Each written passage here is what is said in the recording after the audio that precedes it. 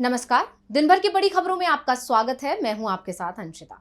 आज इस बुलेटिन में बात होगी महागठबंधन की वोट अधिकार यात्रा की, राहुल गांधी को रोकने की बड़ी साजिश की। जानेंगे महागठबंधन के आरोपों का क्या दिया चुनाव आयोग ने जवाब, महागठबंधन ने कैसे एनडीए में लगा दी सेंध। देखेंगे मुश्किल में फंसी ईडी को, और बुलेटिन के आखिर में बात जेलेंस्की पर ट्रंप के दबाव की। लेकिन दिन भर की तमाम बड़ी खबरों से पहले एक नजर आज की सुर्खियों पर। जम्मू कश्मीर के कठुआ में 3 जगह बादल फटा, मलबे में दबे कई घर, 7 लोगों की गई जान, कई लोग घायल। भारत लौटे एस्ट्रोनॉट शुभांशु शुक्ला, एयरपोर्ट पर मंत्री जितेंद्र सिंह ने किया भव्य स्वागत। लखनऊ में मां बोली, हमारा महीनों का इंतजार पूरा हुआ। एनसीपी प्रमुख शरद पवार का बड़ा बयान, बोले 1978 में बसंत दादा सरकार गिराई, फिर भी 10 साल बाद सीएम पद के लिए मेरा नाम आगे बढ़ाया। प्रधानमंत्री नरेंद्र मोदी ने किया द्वारका एक्सप्रेसवे का उद्घाटन, जाम से मिलेगी मुक्ति। पीएम मोदी बोले, सबका समय बचेगा। ये तो थी सुर्खियां, अब बात आज की सबसे बड़ी खबर की। बिहार में विधानसभा चुनाव से पहले महागठबंधन ने बड़ा शंखनाद कर दिया है, साफ कर दिया है कि एनडीए की सत्ता को तो उखाड़ फेंकेंगे ही, इस बार वोट चोरी नहीं होने देंगे। महागठबंधन ने वोट अधिकार यात्रा शुरू कर दी है और इस दौरान एक बार फिर से चुनाव आयोग और मोदी सरकार पर तीखा हमला किया है। महागठबंधन की वोट अधिकार यात्रा में राहुल और तेजस्वी यादव के साथ मल्लिकार्जुन खड़गे और लालू यादव भी शामिल हुए। देखिए ये रिपोर्ट।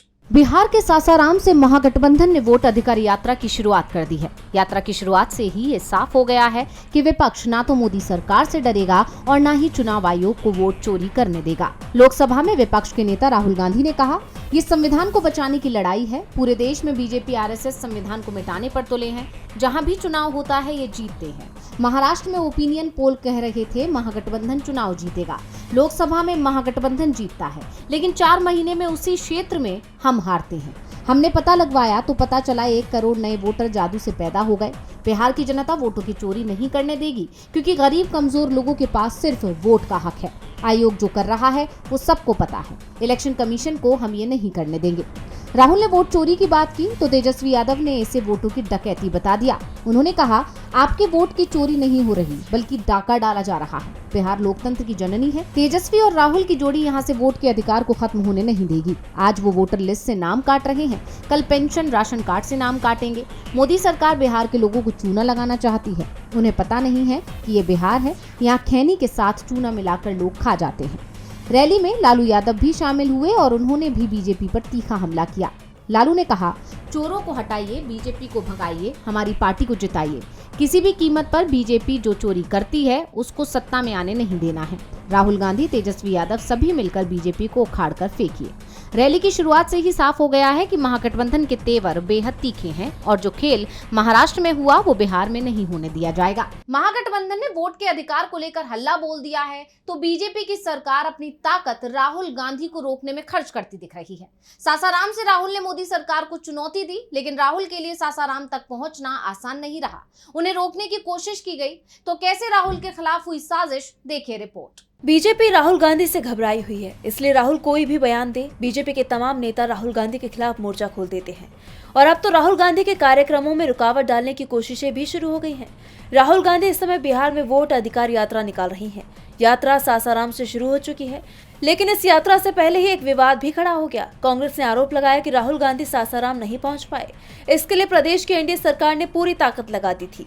राहुल गांधी के हेलीकॉप्टर को उतारने की जो परमिशन सासाराम जिला प्रशासन की तरफ से दी गई थी वो अचानक रद्द कर दी गई। लेकिन कांग्रेस नेता बीजेपी सरकार के खिलाफ झुके नहीं। रातों रात दूसरा हेलीपैड तैयार कर दिया गया, जिसका वीडियो भी सामने आया है, जो अब सोशल मीडिया पर तैर रहा है।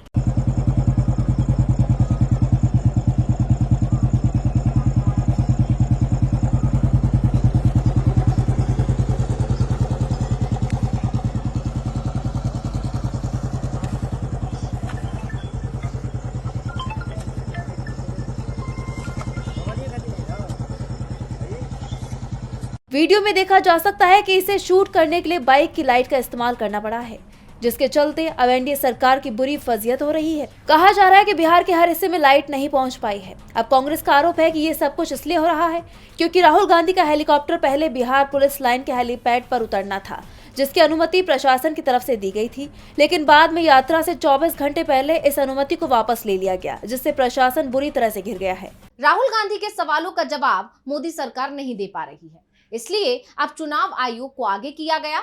मुख्य चुनाव आयुक्त ज्ञानेश कुमार ने प्रेस कॉन्फ्रेंस की, लेकिन मीडिया के अधिकांश सवालों से वो बचते हुए दिखाई दिए। प्रेस कॉन्फ्रेंस में सिर्फ विपक्ष को धमकाते दिखे, तो कैसे सवालों में उलझ गए मुख्य चुनाव आयुक्त, देखिए रिपोर्ट। इंडिया गठबंधन ने चुनाव आयोग के खिलाफ मोर्चा खोल दिया है। राहुल गांधी ने 7 अगस्त को चुनाव आयोग के खिलाफ बड़ा खुलासा करते हुए सभी को चौंका दिया था, जिसके बाद से पूरा विपक्ष आंदोलन कर रहा है, जिससे चुनाव आयोग दबाव में आ गया है।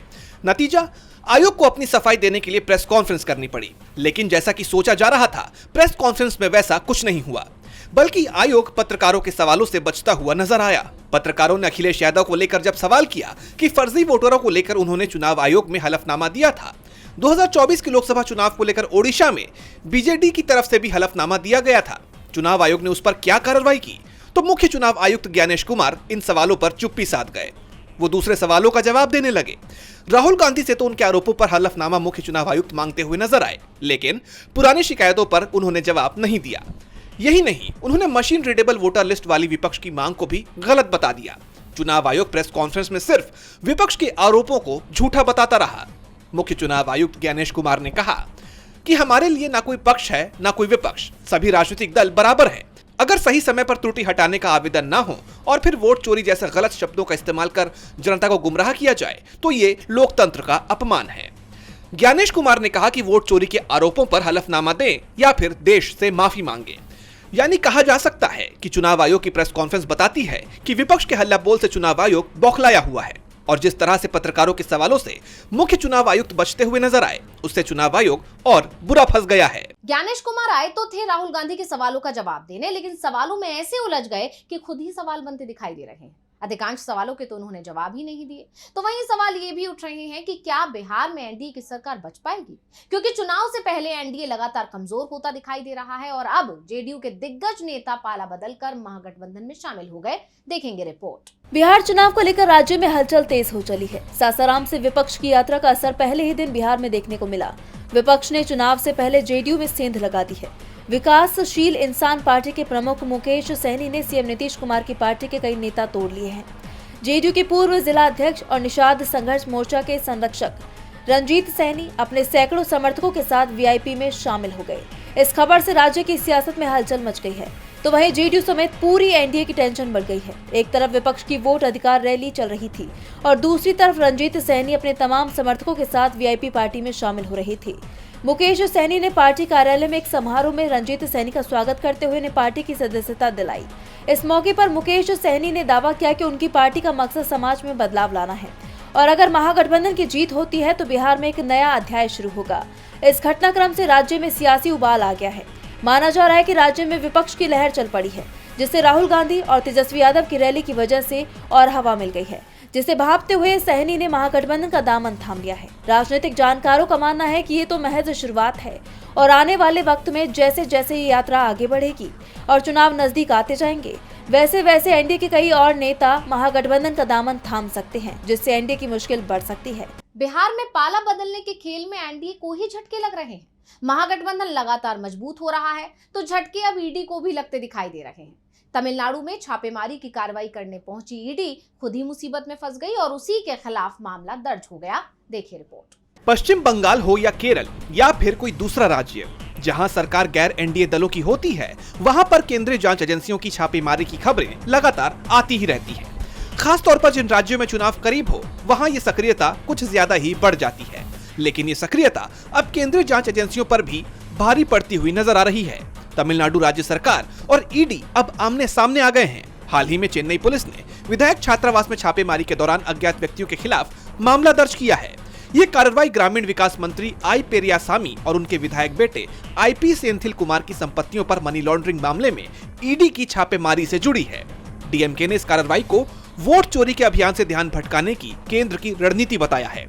पार्टी ने खुले तौर पर कहा है कि ना तो वो ईडी से डरते हैं और न ही प्रधानमंत्री नरेंद्र मोदी से। डीएमके का सीधा आरोप है कि बीजेपी केंद्रीय एजेंसियों को विपक्ष के खिलाफ इस्तेमाल कर रही है। उसका दावा है कि बीजेपी चुनावी धोखाधड़ी में पकड़े जाने के बाद ईडी का इस्तेमाल कर जनता का ध्यान भटकाने की कोशिश कर रही है।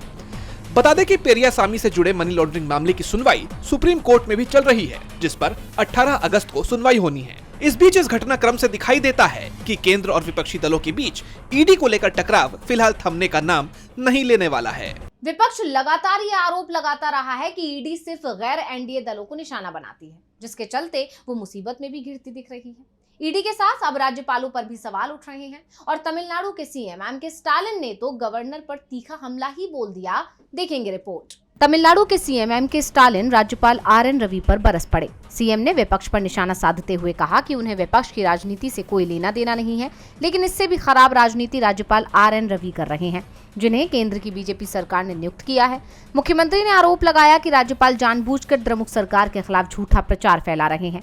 सीएम ने आगे कहा कि राज्यपाल राजभवन से लगातार द्रमुक सरकार और उनकी नीतियों के खिलाफ दुष्प्रचार करते हैं। वो द्रविड़म का अपमान करते हैं, विधेयकों को मंजूरी नहीं देते, तमिल थाई वस्तु का अनादर करते हैं और तमिलनाडु के छात्रों की छवि खराब करने की कोशिश करते हैं।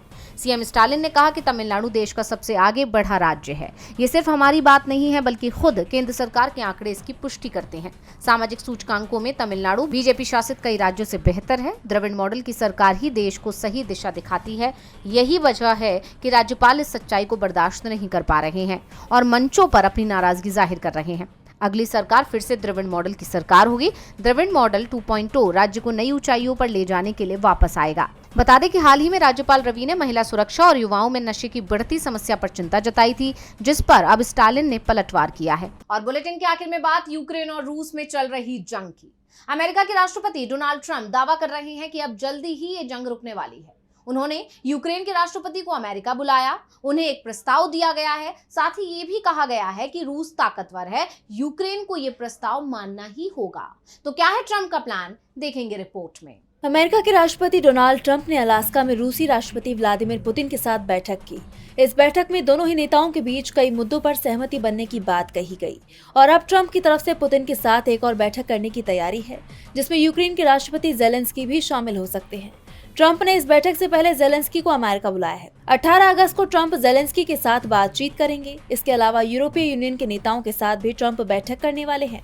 अगर सब कुछ सही रहा तो 22 अगस्त को ट्राइलेटरल समिट हो सकता है, जिसमें ट्रंप, पुतिन और ज़ेलेंस्की शामिल होंगे।